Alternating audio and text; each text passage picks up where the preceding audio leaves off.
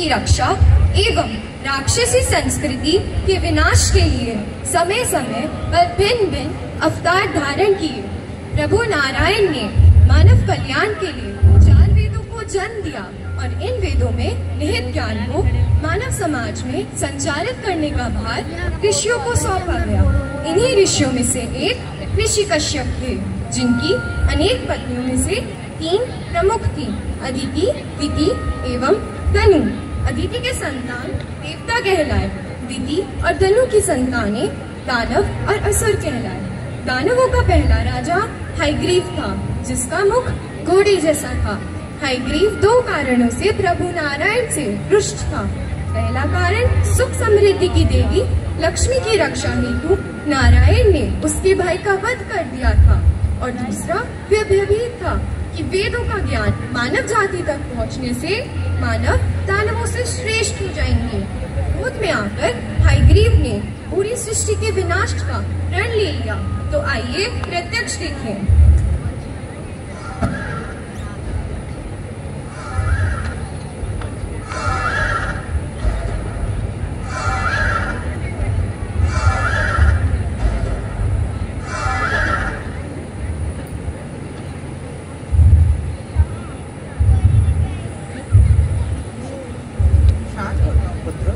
शांत हो जाओ।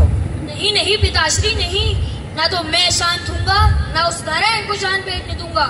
मेरे भाई के अंत से उस नारायण के अंत के अध्याय का आरंभ होगा। नहीं पुत्र नहीं, तुम्हारे भाई को श्री नारायण ने नहीं मारा है। तुम्हारे भाई को मारा है तुम्हारे अपने स्वयं के लोभ और अज्ञान ने। अभी भी समय है पुत्र, संभल जाओ, अन्यथा तुम्हारे किए का दंड आज तुम्हारे भाई ने भोगा है और कल ये सारा संसार भोगेगा। भोगेगा पिताश्री, भोगेगा। ना ही सिर्फ मेरे भाई की मृत्यु का प्रतिकार, बल्कि दानव जाति के साथ नारायण ने जो पक्षपात किया है उसका दंड पूरा संसार भोगेगा। नारायण मानव को ज्ञान देकर दानव जाति से शक्तिशाली बनाना चाहता है। मैं उसके ज्ञान का अपहरण करूंगा, उसे बंदी बनाकर रखूंगा। ज्ञान का प्रकाश मानव समाज तक कदापि नहीं पहुंचने दूंगा। हयग्रीव से ही आरंभ होगी दानव संस्कृति। हयग्रीव के क्रोध से धरती में कंपन हुआ। ये क्या हो रहा है नारायण? संतुलन बिगड़ रहा है, निश्चित ही कहीं अनिष्ट घट रहा है। हे प्रभु, अब क्या होगा? नारायण नारायण नारायण नारायण। प्रणाम प्रभु, प्रणाम देवी लक्ष्मी। धरती पर हाहाकार मचा हुआ है। दानव हयग्रीव ज्ञान और समृद्धि का विनाश करना चाहता है। अब इस समस्या का समाधान कैसे होगा प्रभु? अब वही होगा देवी जो मेरा वचन है। मैं वचनबद्ध हूँ, जब भी कोई शक्ति मानवता के लिए संकट बनेगी तो मैं उसे अवश्य रोकूंगा। जिस प्रकार सूर्य अपना दिन बांटा नहीं छोड़ सकता, दीपक प्रकाश फैलाना नहीं छोड़ सकता, और इसी प्रकार मैं अपने वचन से मुख नहीं मोड़ सकता। अब मेरे प्रथम अवतार का समय आ गया है देवी, मत्स्य अवतार। मत्स्य अवतार? हाँ देवी, मैं मत्स्य का रूप धारण कर पृथ्वी लोक पर जाऊंगा और इस यात्रा में आप मेरी सहयात्री होंगी। हम दोनों को सृष्टि का संचालन करना है। जहाँ आपकी समृद्धि की आवश्यकता होगी, आप इस संसार की हर एक रचना को एक अर्थ देंगी, मूल्यों की स्थापना करेंगी। मैं शब्द दूंगा, अभाव देंगी। मैं दृष्टि दूंगा और आप दृष्टिकोण देंगी। जो आज्ञा नारायण। हम दोनों एक दूसरे के पूरक हैं। यदि समृद्धि लक्ष्मी से है तो सुख नारायण से है। जब लक्ष्मी नारायण एक जगह होते हैं तो समूची सृष्टि लक्ष्मी नारायण धाम बन जाती है। सृष्टि में योगदान बनाए रखने के लिए आपका धन्यवाद प्रभु। मैं जानती थी मानव कल्याण के लिए मेरे दीन दयाल भगवान श्री विष्णु मेरे आंगन को अवश्य पावन करेंगे, और यही हुआ। श्री विष्णु ने मछली का रूप धारण कर अपना पहला अवतार लिया। हयग्रीव को पराजित कर वेदों को मुक्त किया। प्रभु का यह रूप उस समय प्रकट होता है जब पृथ्वी पर प्रलय आती है, तथा प्रलय के अंत में फिर से प्रकट होने वाले नए सृष्टि के सृजक मनु और उनके सप्त ऋषियों द्वारा संस्कृति, धर्म और विज्ञान के बीजों की रक्षा करी जाती है। पृथ्वी पर जब प्रलय आने वाली थी, उस समय धरती पर एक धर्मात्मा राजा मनु राज्य करता था। एक बार वह अपने ध्यान में बैठे हुए थे, तब उनकी पत्नी शत्रुपा उनसे कहती है, आपके संध्या दर्पण का समय हो गया है स्वामी। ठीक है देवी, मैं अभी संध्या दर्पण हेतु नदी की ओर प्रस्थान करता हूँ।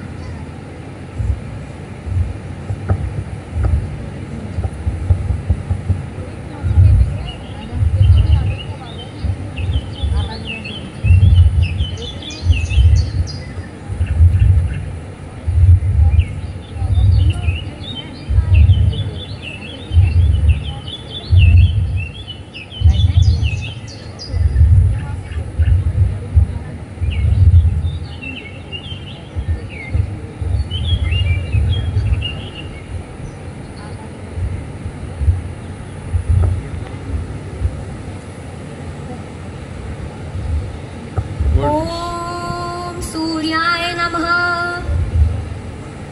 तभी महाराज मनु को अपनी अंजलि में एक छोटी सी मछली दिखाई देती है। अरे ये तो मछली है। ठहरिए महाराज, क्या मैंने अभी तुम्हारी वाणी सुनी? हाँ महाराज, मैं आपसे विनती करती हूँ कि मुझे जल में ना छोड़िए। किंतु क्यों?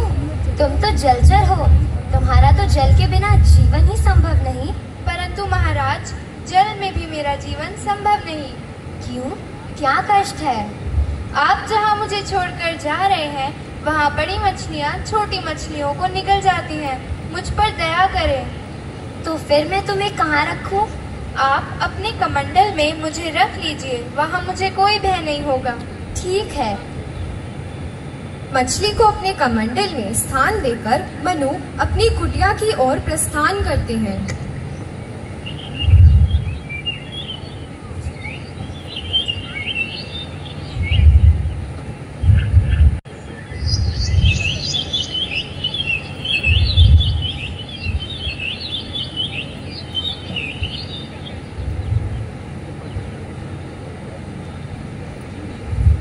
देवी, इस कमंडल में एक छोटी सी मत्स्य है।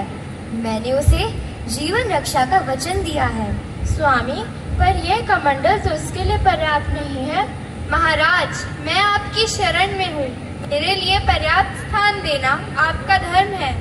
अवश्य, हम अपने धर्म का पालन अवश्य करेंगे, परंतु इसका आकार तो इतनी शीघ्रता से बढ़ रहा है कि मैं आश्चर्यचकित हूँ। मैंने किसी मत्स्य को इतने कम समय में इतना बड़ा होते हुए नहीं देखा है। स्वामी, क्या यह मत्स्य ही है? मुझे तो शंका हो रही है कि ये कुछ और ही है। यह ईश्वर का कोई चमत्कार ही है। जाकर इसे सागर में छोड़ाता हूँ। सागर के अतिरिक्त इसके लिए कोई उचित स्थान नहीं। मामा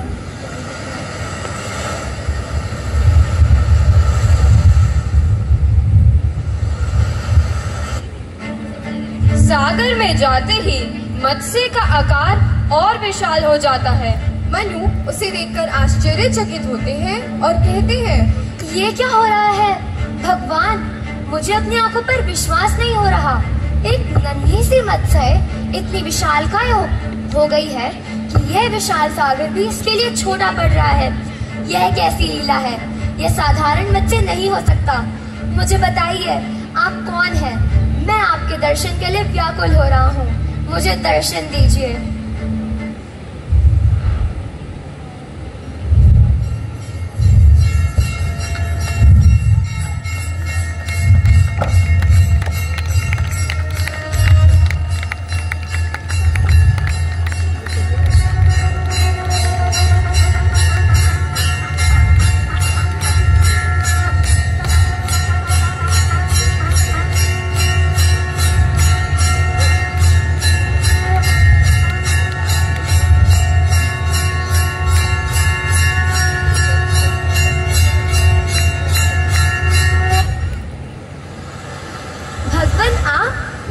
जगदीश्वर, यह आप हैं प्रभु?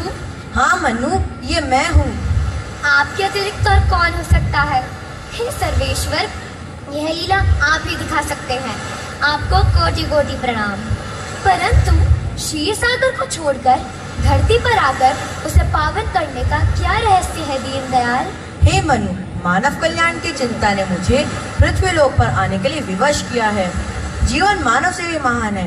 मानव को मृत्यु आ सकती है, परंतु जीवन कभी नहीं मरता। जहाँ एक जीवन का अंत होता है, वहीं दूसरा जीवन प्रारंभ होता है। जहाँ एक पीढ़ी चली जाती है, वहीं दूसरी पीढ़ी अपना स्थान बना लेती है। यही जीवन की परंपरा है मनु, और तुम ही इस परंपरा को जीवित रखोगे। आपके आदेश का पालन मेरा धर्म है प्रभु। जल प्लावन के समय तुम अपनी पत्नी शत्रुपा को लेकर इस नौका पर सवार हो जाना। अपने अतिरिक्त इस नौका पर समस्त पशु पक्षियों का एक एक जोड़ा और उन सारे पौधों के बीज भी ले लेना जिन्हें तुम आवश्यक समझते हो। मैं मच्छी के रूप में आऊंगा और तुम इस नौका को मेरे सिर से बांध देना। फिर मैं तुम्हारी नौका को सुमेरु पर्वत पर ले जाऊंगा, जहाँ तुम्हें एक नए जीवन का निर्माण करना होगा। तुम्हें एक नए मानव को जन्म देना होगा। जो आदेश प्रभु, मैं आपके आदेश का पालन करूंगा। तथास्तु। प्रलय आने से पूर्व मनु और शत्रुंगा नौका में रखे जाने वाली सामग्री का प्रबंध करते हैं। सभी प्राणियों के जोड़े, वनस्पतियों आदि को व्यवस्थित किया जा रहा है।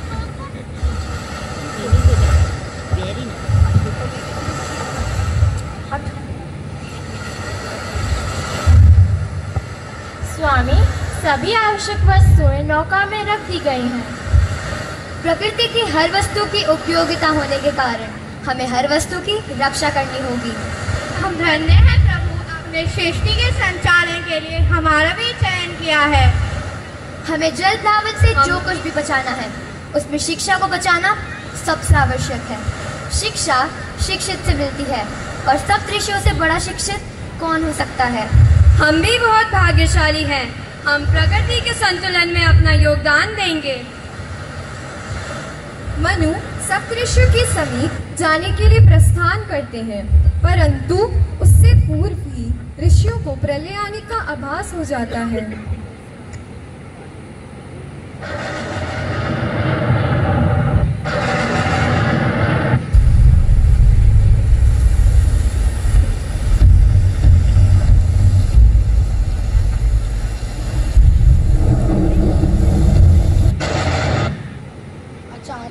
परिवर्तन का कारण समझ नहीं आ रहा है। देखते ही देखते दृश्य बदल रहा है। आकाश का रंग भी परिवर्तित हो गया है। हे वशिष्ठ देव, हम भ्राताओं में से आप ही खगोल शास्त्र के सबसे महान ज्ञाता हैं। इस विषय पर आप ही प्रकाश डाल सकते हैं। मेरा ज्ञान और अनुभव कहता है कि भयंकर बाढ़ आने वाली है, भारी जल प्लावन होने वाला है और सारी धरती भी जलमग्न हो सकती है। तो अब हम क्या करें? हमें तो धरती पे विद्या का प्रकाश फैलाने के लिए भेजा गया था, तो अब क्या हमारा भी अंत निकट है? हर आरंभ का एक अंत निश्चित है, और साधुजन वही होते हैं जो अंत का स्वागत आरंभ के समान करते हैं। चलिए ध्यान करते हैं।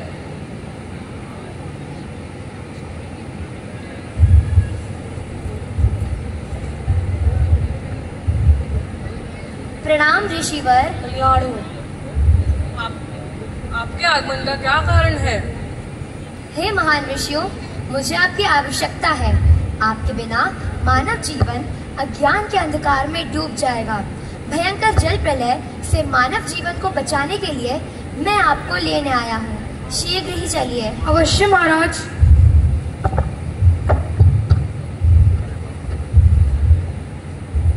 मनु सप्तऋषियों के साथ नौका पर सवार हो जाते हैं तथा प्रलय आने के साथ ही भगवान विष्णु मत्स्य अवतार का रूप धारण करके नौका पर सवार सभी प्राणियों और वस्तुओं की रक्षा हेतु उन्हें सुमेरु पर्वत की ओर ले जाते हैं।